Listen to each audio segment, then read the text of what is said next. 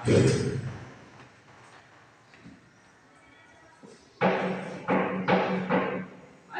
yang lain mana nih? Masuk Pak. Oke, baik. Mungkin kita lanjut saja ya dengan materi kita pada hari ini. Sebelum itu adalah kita berdua menurut kepercayaan kita masing-masing. Berdoa dimulai.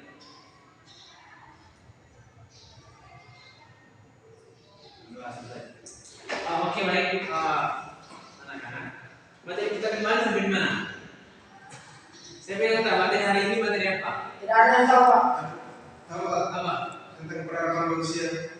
Oke, tentang peradaban manusia ya.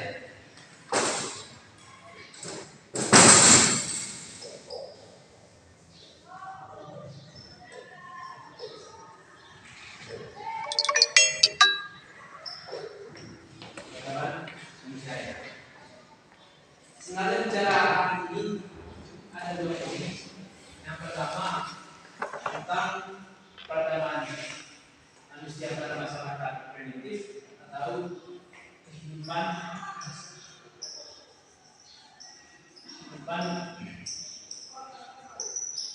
manusia pada masa pra-primitif. Kemudian yang kedua, bicara tentang prodeisasi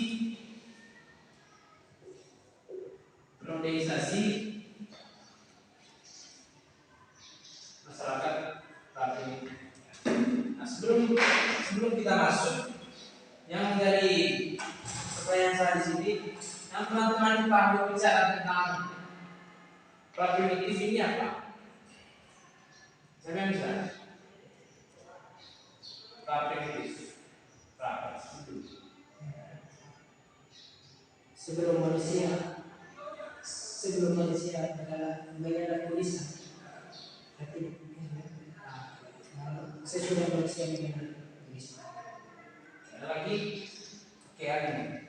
Saya Pak, kalau pra-primitif itu sebelum manusia mengenal tulisan dan juga sebelum manusia mengenal alat-alat menunjukkan kehidupan. Nah, betul. Bicara tentang masa primitif, kita berbicara tentang manusia yang dimana mereka belum mengenal tulisan. Kata pra-primitif itu dibagi menjadi berapa kata? Ada pra-primitif, dan tulisan. Ketika kita menyambungkan dua kalimat ini berarti manusia belum mengenal tulisan. Kemudian manusia pada zaman masyarakat mengenal primitif ini, mereka belum mengenal yang namanya tulisan.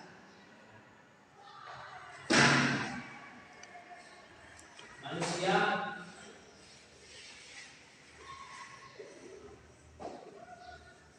belum mengenal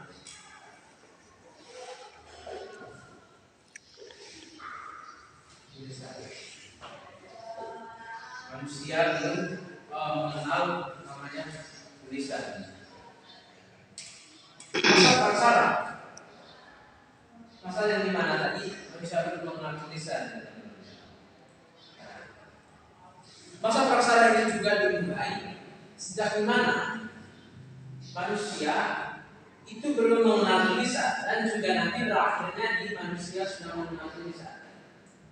Misalnya di Mesopotamia, karena juga peradaban manusia itu berkaitan dengan mengenal tulisan ini, itu masing-masing bisa jadi Eropa. Jadi tepatnya di Mesopotamia, mereka mengenal tulisan itu sudah 3.000 tahun yang lalu. Mereka sudah mengenal yang namanya tulisan. Sedangkan di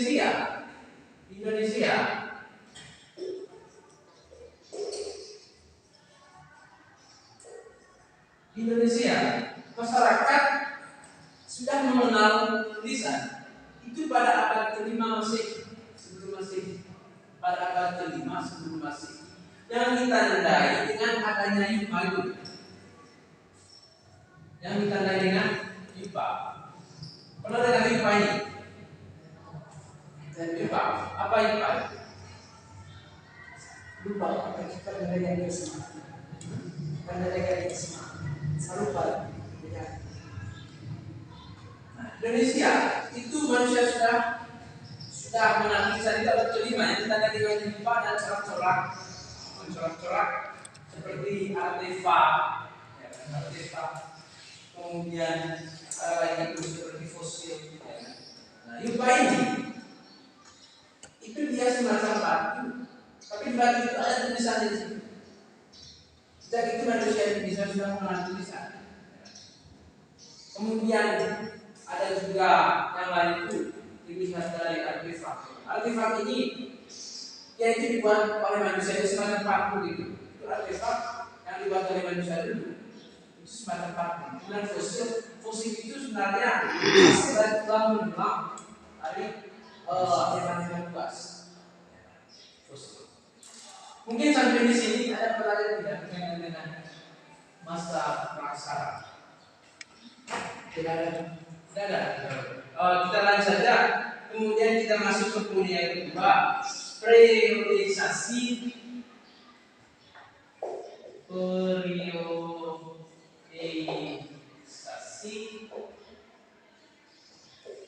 praprimitif.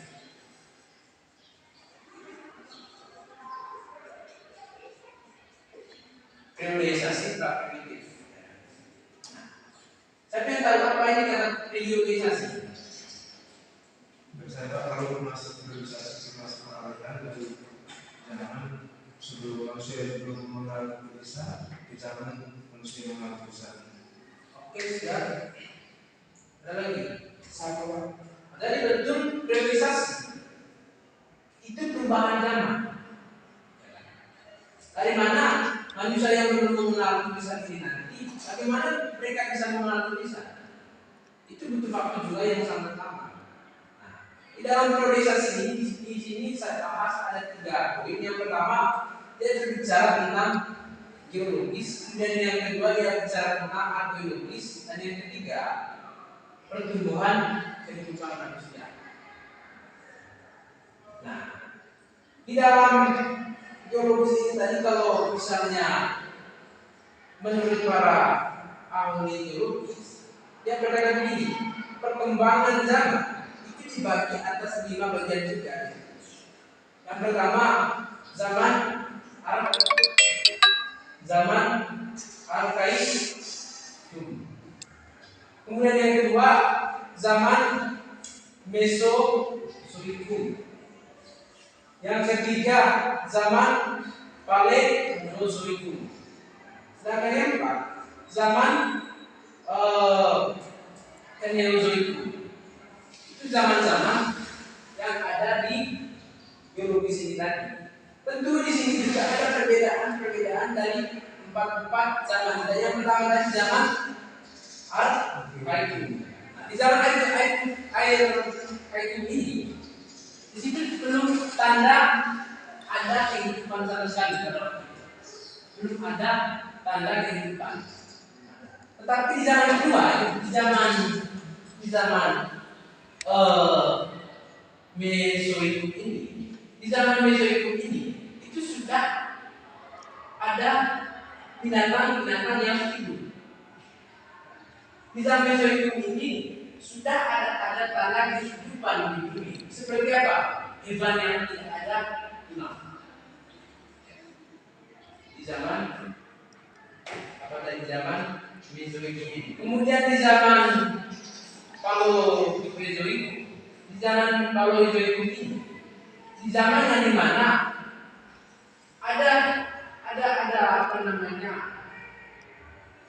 kehidupan di bumi, tapi lebih dominan yang itu hewan-hewan yang mempunyai besar itu, seperti dinosaurus. Di zaman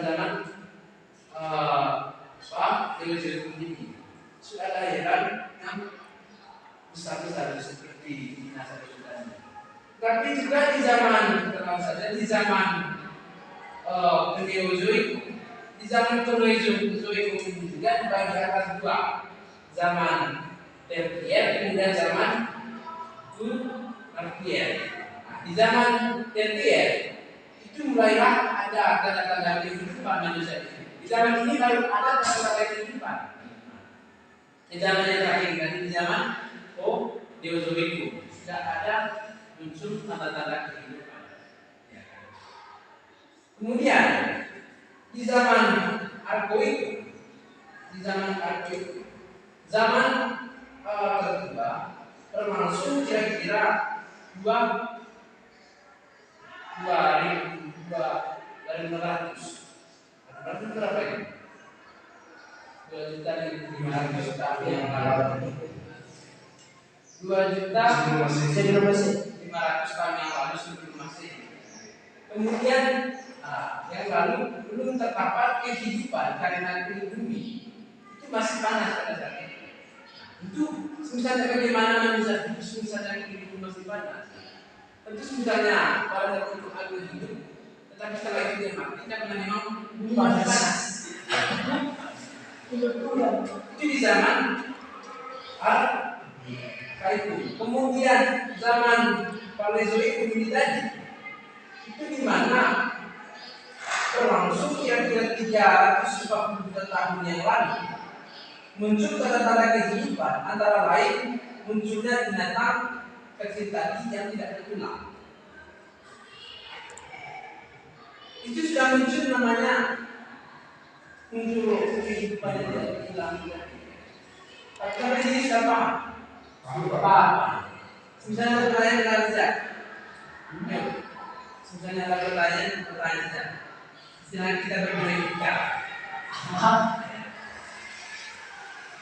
Anda mungkin dari Yosef, Damian.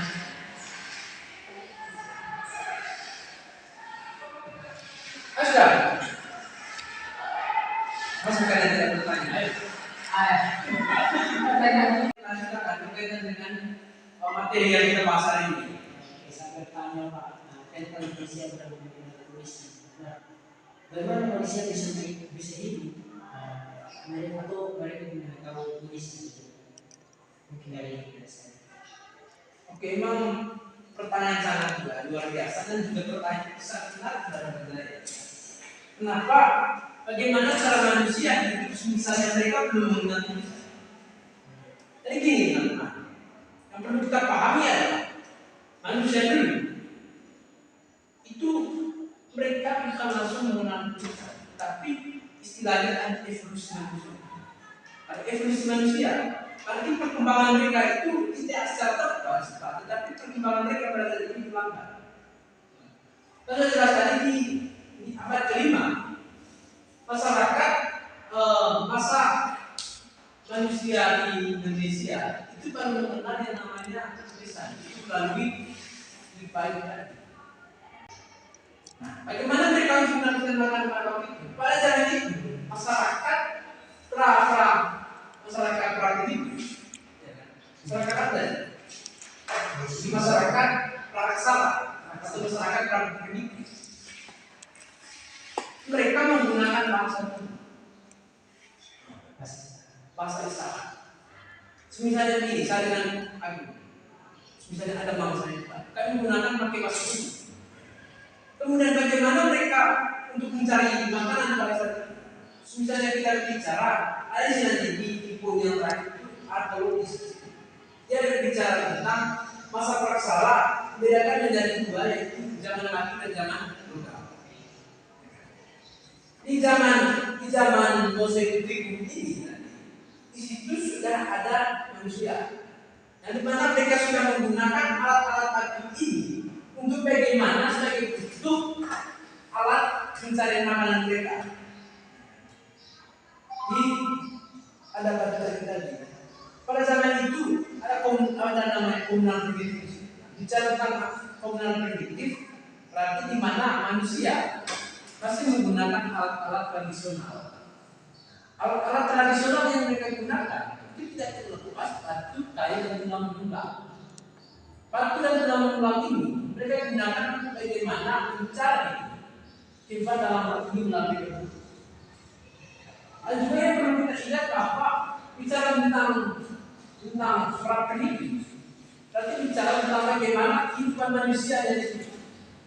Kehidupan manusia itu pada saat itu tidak ada letak mereka, tetapi mereka itu istilahnya yang berpindah dari satu tempat ke tempat yang lain. Mungkin untuk pertanyaan disampaikan oleh Ibu Yosef itu ada lagi dari tadi. Iya, ada. Mungkin dari saya sedikit tentang kehidupan manusia. Bagaimana kondisi kehidupan manusia pada masa lalu?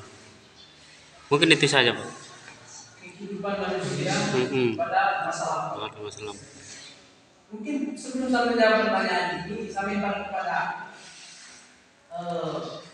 kita semua lah untuk bagaimana menjawab terkait dengan pertanyaan kita. Silakan. Oke, dari kami dulu lah. Terima kasih Pak. Kalau untuk pertanyaan yang pertama itu kita yang luar biasa Pak, tentang kondisi manusia dahulu. Lagi kalau kondisi manusia pada itu masa pra-kehidupan itu berarti kita dari cara hidup mereka, cara menuju kehidupan mereka itu dengan berburu dengan alat-alat yang dibantu dari batu atau tulang-tulang hewan yang ukurannya besar bisa membantu mereka itu membangun kehidupan mereka dan kebutuhan hidup mereka sehari-hari. Mungkin itu saja dari saya. Oke, siap. Ada lagi yang punya? Oke, dari apa yang dijelaskan oleh saudari Agung dari Pak Guru sendiri juga atau di mana kehidupan mereka di dalam suatu tempat atau kondisi atau letak geografis. Nah, pada zaman dulu mereka itu yang namanya buruh atau hidup bertani. Di situ juga terlepas itu mereka itu membutuhkan makanan supaya bisa bertahan hidup sampai mereka itu pengen tulisan dan seiringnya waktu ada perubahan zaman begitu. Mungkin dari itu yang singkat mohon maaf sekurangnya setelah itu. Jadi itu tadi. Memang betul sekali pertanyaan sangat bagus. Bagaimana corak kehidupan masyarakat zaman praksa. Untuk kehidupan manusia pada zaman praksara itu di mana kehidupan mereka itu sangat bagus sekali. Karena apa? Karena di situ belum ada yang namanya status sosial. Di zaman praksara kehidupan masyarakat ini istilahnya kehidupan mereka egalitarian, milik bersama. Tidak ada yang namanya milik pribadi. Kehidupan manusia pada saat itu lebih dominannya hidup di tepian sungai. Karena menurut mereka hidup di tepian sungai di bawah danau itu gampang untuk bagaimana mereka mendapatkan makanan. Nah, saya coba jelaskan sedikit. Apakah kemudian bagaimana sistem kerjanya masyarakat pada saat itu? Kerja daripada masyarakat saat itu antara laki-laki dan perempuan itu mereka memiliki porsi kerja masing-masing. Perempuan itu mereka istilahnya kerjanya perang itu istilahnya mengumpulkan makanan. Tetapi laki-laki bekerjanya apa? Itu mereka pergi berburu dengan alat-alat produksi yang mereka buat tadi dari batu dan kayu dan emas. Hasil buruan ini nanti itu diberikan kepada perempuan yang sebagai meramu ini tadi untuk bagaimana keberlangsungan hidup mereka. Intinya mereka ini hidupannya tidak menetap di situ. Mereka berpindah-pindah tempat. Mungkin kalau seperti itulah. Pernah. Oke, kita lanjut. Dari kita lanjut. Lanjut ini ya. Masuk di zaman apa ya? Di zaman Mesozoik, di zaman Neozoik. Itu itu berlangsung kira-kira 60 juta tahun yang lalu ya. Kalau yang itu sudah saya jelaskan tadi, kemudian kita masuk ke poin yang kedua tadi, arkeologis. Nah, secara arkeologis, masa praksara dibedakan menjadi dua, yaitu zaman batu dan zaman logam. Zaman batu dan zaman logam. Zaman batu tadi itu manusia menggunakan batu sebagai alat produksi mereka. Manusia itu bergantung kepada bagaimana mereka menciptakan suatu alat produksi untuk mendapatkan sebuah makanan. Kemudian masa logam, istilahnya masa logam ini transisi dari masa batu ke masa logam. Manusia itu sudah bisa menciptakan yang namanya besi. Manusia itu bisa menciptakan yang namanya tembaga. Itu dari zaman-zaman logam ini. Kemudian zaman batu dibagi menjadi beberapa zaman juga. Yang pertama zaman Paleolitik, yang disebut itu batu tua.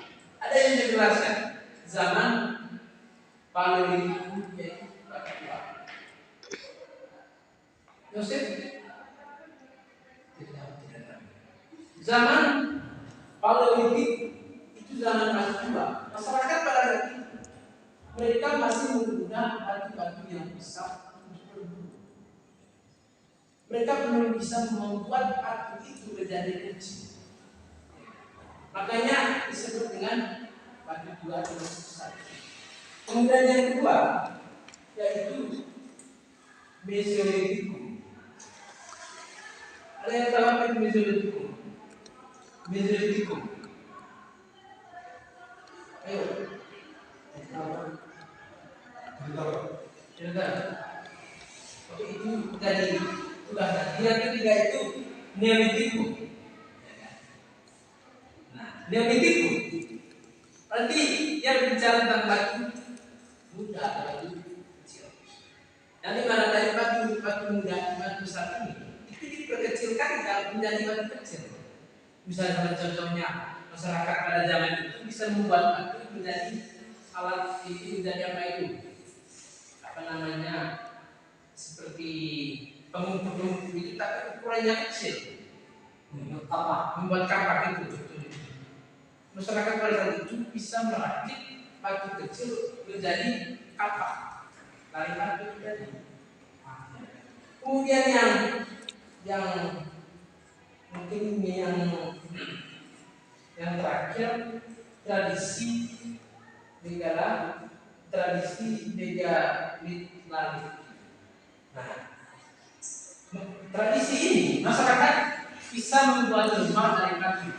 Masyarakat pada saat itu kehidupan mereka bukan lagi terpaku kepada alam yang di mana kehidupan mereka itu rumah juga. Tapi kehidupan masyarakat di zaman terakhir ini, kehidupan mereka itu sudah mulai berubah. Ada yang buat rumah dari kayu, ada yang buat rumah dari alam-alam. Itu bagaimana berlangsung kehidupan mereka nanti. Dan juga di zaman ini mereka sudah menemukan cocok tanam. Mereka sudah bisa bertanam. Kalau dalam sejarah ini yang menemukan cocok tanam pertama kali itu sebenarnya perempuan. Yang menemukan cocok tanam pertama kali adalah perempuan. Tetapi yang menjadi pertanyaan di sini, kenapa sampai perempuan itu seakan-akan sekarang itu didominasikan yang kerja di sawah, apalagi pekerjaan yang berat yang didominasi. Toh pertama kali yang dimunculkan mungkin ada yang bisa menjawab. Kenapa sampai kedudukan perempuan itu sekarang itu lebih dominan, itu dikuasai laki-laki dalam hal pekerjaan di ladang, di sawah, apalagi pekerjaan berat. Mungkin asasi pangan posisinya kenapa laki-laki sekarang itu pekerjaannya itu harus laki-laki yang kamu begitu atau bagaimana? Ya, karena di situ tekan daripada sesuatu saya bahwa itu kan laki-laki yang mengandung artinya dalam suatu iman kehidupan bersama di situ mulai membangun kehidupan manusia itu agar satu sama lain supaya mampu bekerja sama, bukan hanya bekerja sama saja, tapi menjalankan apa yang ditugaskan. Kembali pada tugas, kembali lagi pada suatu tugas. Nah, di mana mereka itu macam cewek begini. Nah, dulu kan mereka yang minta makan, sekarang dapat cowok lagi yang mau ke depan. Karena seiring waktu, nah, sama dengan kita kembali pada pembicaraan atau di mana manusia itu bisa. Nah, seperti itu, seiring ada evolusi, yaitu perkembangan, kembali ke perkembangan. Nah, di mana perkembangan itu berubah sebuah sistem bahwa ini bisa berubah tapi tidak terkendali atau dan sebaliknya. Nah, mungkin dulu itu begitu, seolah-olah kembali itu dalam mereka yang berperan tidak kehidupan sehari-hari. Mungkin dari itu saja, atau sebagai ketua atau sebagai ketua utama begitu, yang berperan. Mungkin dari itu saja, ini yang modern. Sekali lagi mohon maaf, Mungkin ada tambahan dari adik-adik. Oke saja. Ini saya sepakat dengan yang pertama kali menemukan cara hidup bercocok tanam itu dari kaum kenapa? Karena di masa itu yang lebih dominan di rumah atau yang tempat itu hanya kaum perempuan, karena kaum laki-laki itu hanya bisa berburu dan mengumpulkan makanan untuk keluarganya. Sedangkan kenapa sampai kaum perempuan itu yang menentukan bercocok tanam, karena mereka bisa setelah menghabiskan waktu untuk menyiapkan makanan itu bisa berpeluang untuk bagaimana menyiapkan lahan atau menyiapkan lahan, cara bercocok tanam bagaimana kita discuss. Oke, betul kan. Kenapa sekarang seakan-akan bukan dari biasa? Yang pertama, pada waktu itu laki-laki sudah mengetahui bahwa perempuan itu bisa memahami, bukan bisa memahami, kemudian bisa menyusui dan juga menstruasi. Ini yang kemudian nanti stigmanya dari laki-laki bahwa perempuan itu sepatutnya hanya ada di rumah saja. Anda di rumah saja melayani laki-laki kamu, kasut, dan nafsu. Itu saja yang disebutkan. Tapi sebenarnya yang menjadi perbedaan antara laki-laki dan perempuan itu dilihat dari segi biologis. Perempuan itu bisa melahirkan dilihat dari segi. Tapi untuk bagaimana, apakah bisa tidak perempuan kerja di sana? Bisa. Apakah bisa tidak perempuan bekerja sama? Sebenarnya bisa. Itu tadi karena memang stigmanya dari laki-laki atau perempuan itu sebenarnya tidak bisa atau lemah. Sisi lagi, sisi mereka ini sangat lemah sekali. Mungkin kurang lebih seperti itu. Untuk pertemuan kali ini saya kira sudah lah. Pertemuan kita kali ini sudah. Dan juga di sini saya memberikan tugas kepada teman-teman. Mungkin juga memberikan pilihan. Kalian cari